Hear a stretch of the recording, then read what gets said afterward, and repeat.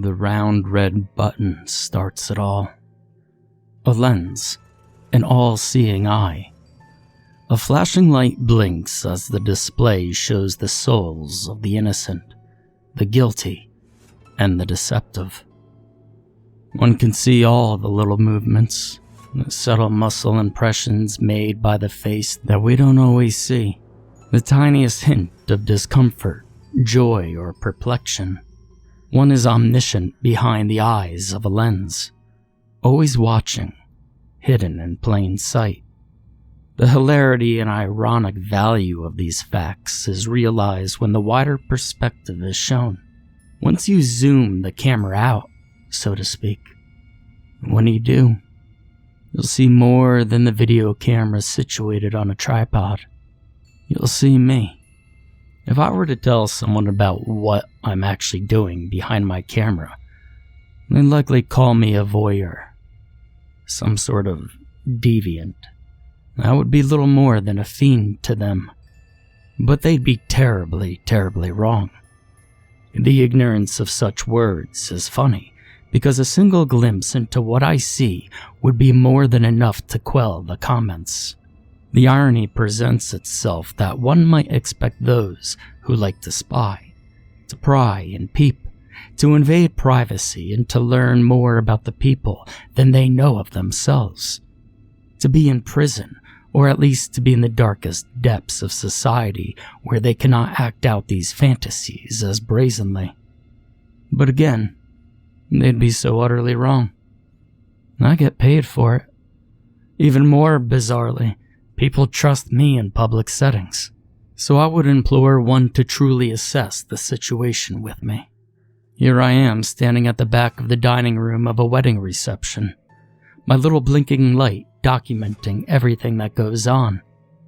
I've been allowed in this place, hired even. It's wondrous how easy infiltration is.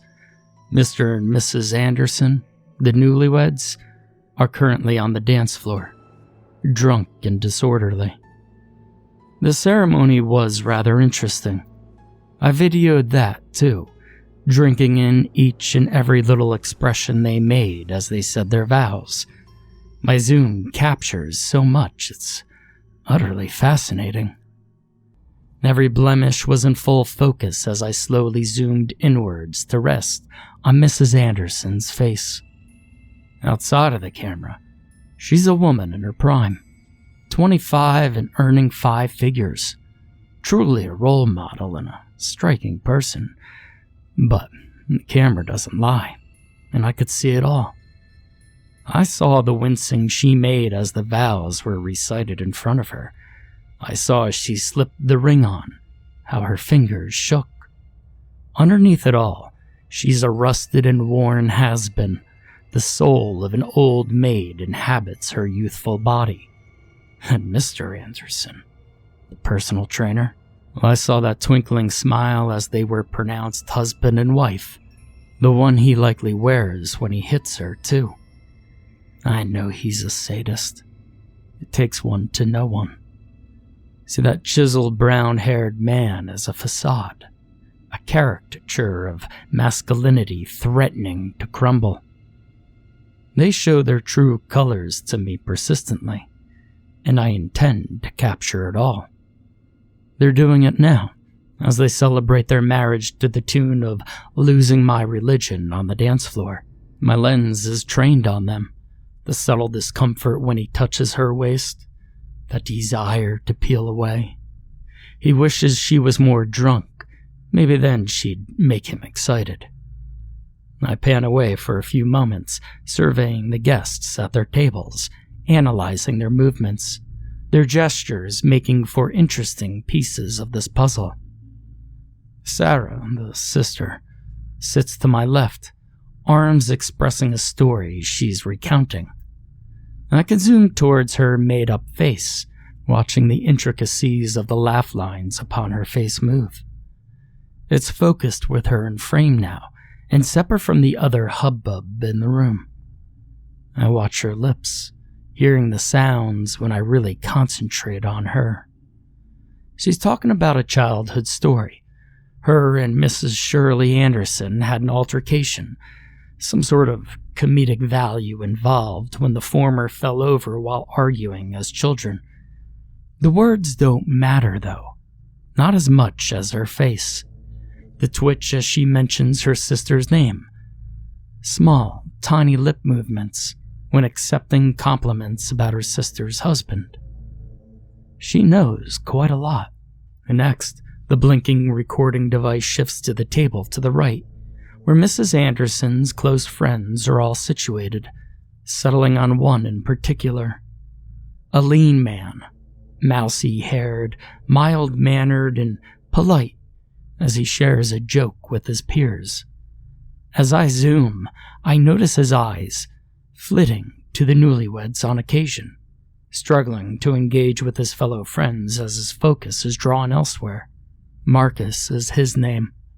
His words are caught by my ears as I watch his lips with intense interest as he talks once more. Something about the Andersons being drunk, that he'd like to go for another drink soon, that perhaps he might dance soon. It seems the idea of being up on that dance floor makes him happy. His expression seems to soften as he moves his gaze once more aimed at the dance floor, towards the new Mrs. Anderson, and that fleeting hint of apprehension as his eyes move from bride to groom. I know quite a lot now. Of course, they're none the wiser. I'm just here to document their event. At long last, the party is over. I begin to pack my things away, ready to head home, alone in the room but for one. He comes up to me, the groom, Paul Anderson in his navy suit, red tie, and brown shoes. Even without the lens, I could see his grandiosity is nothing but an illusion. You did just what I asked. Well done for not getting in the way too much. I nod and smile, replying as I continue to put my things away. It's no problem. I'm just an observer, that's all. Right? The man returns with a jovial smile and heads out of the room, the tapping of his feet audible as he goes. I wasn't lying. I'm simply just an observer. My laptop displays the contents of the video, ready for editing, displayed in full. I watch intently at the screen, eyes fixated on each and every change and expression, reveling in the documentation I have of each interaction. I play back the scenes like a movie, stitching together my narrative.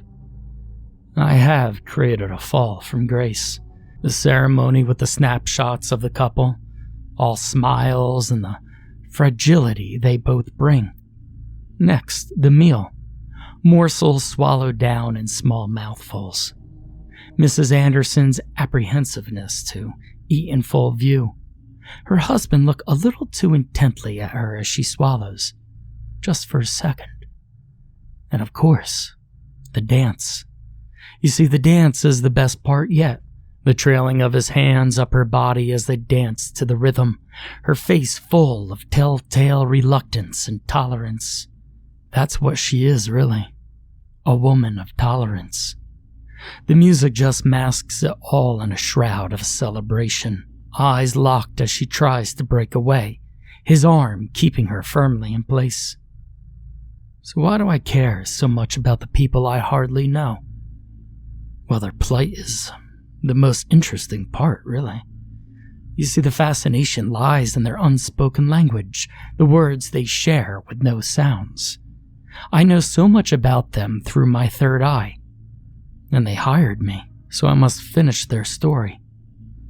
The last part has yet to be completed. The fall from serenity to boiling point is there, but their ending has been untold. I don't usually break my own rules, but the Andersons have really enthralled me today. And so, as I switch tabs to my camera feed monitor, a small sigh escapes my lips. They're sleeping so soundly. Not a single peep. Naturally, they're not embracing, but it's serene sleep nonetheless. I switch them off as I leave, my long coat following me as I go. The ending requires more than just watching. You see, a more personal touch is required. Strolling through the darkness is where I enjoy life. The cold air on my face as I trudge along the hard sidewalks of the sleeping city. I cast my mind back to the pre-wedding meeting. Miss Shirley Roberts, as she'd been known before Paul became her husband, sat in front of me in their nice, tidy lounge, discussing the details of their celebration, what I need to bring, pricing and such. I'd have the measure of them before they'd even started talking.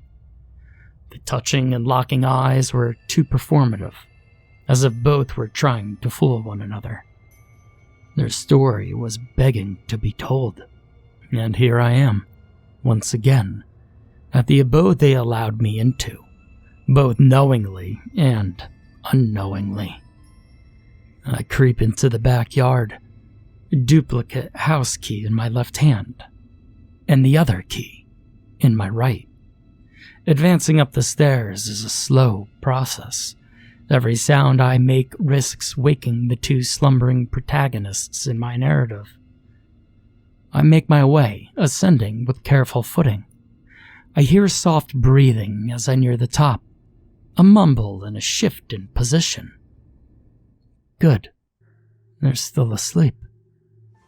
I'm inside the room now, inches from my muses. My hand is shaking a little as I place the folder in my right hand in between the two sleeping subjects. I switch my eyes and ears in their house on before I retire to bed, the anticipation of what's to come making sleep difficult. Whoever wakes first will finish my story.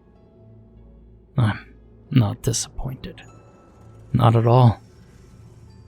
I'm in utter, unadulterated wonder.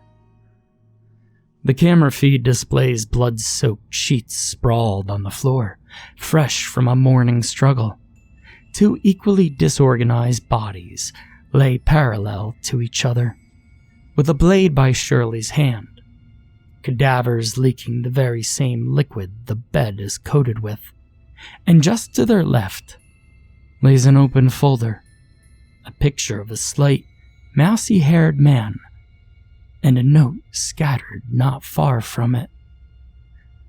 I begin to look over the footage from the beginning of the morning, watching the resulting skirmish that the two could not have foreseen. The awakening of Paul Anderson, his hands opening my gift, the realization, and of course, the mad rage-induced onslaught with the now discarded blade. I have outdone myself. My predictions were once again correct. I know these people better than they know themselves. I know their thoughts. I finally allow myself a smile. My work is almost done. Now all that's left is to finish the video, to complete the happiest day of their lives. And my ending couldn't have gone any better.